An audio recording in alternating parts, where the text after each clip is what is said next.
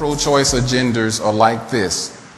I went to a Bible reference. Pharaoh said, take all the Hebrew baby boys 2 years and younger and throw them into the river.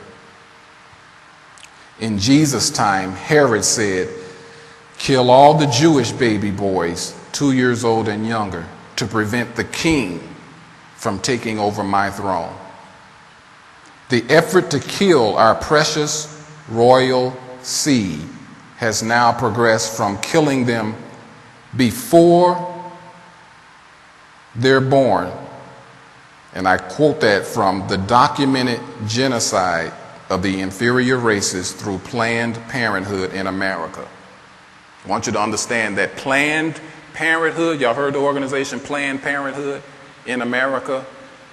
It was established from its beginning by a woman who is part of genocide. Genocide is the systematic elimination of a race of people that you think is inferior to you.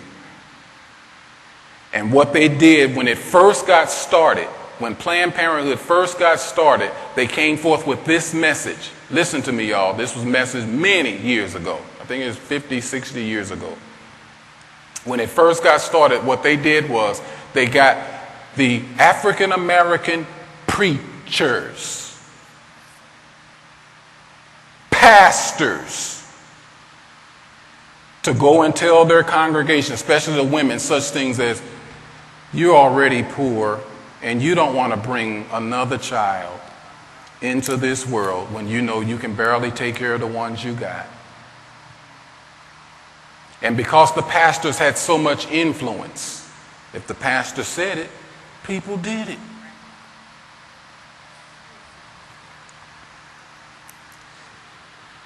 Planned Parenthood's way today, since pastors don't have that influence in America anymore, if the pastor said, it don't go past the four walls of the church now, because churches don't have the influence that they used to have back then. So guess what they did? And you guys have seen their commercials. They get the rap artists to do it, to come on and do Planned Parenthood commercials. The same thing that they were doing before, they're doing it now. And it's the same message. Tell all the young girls, you don't want no baby to stop you from your career and from all the things that you got planned with your life.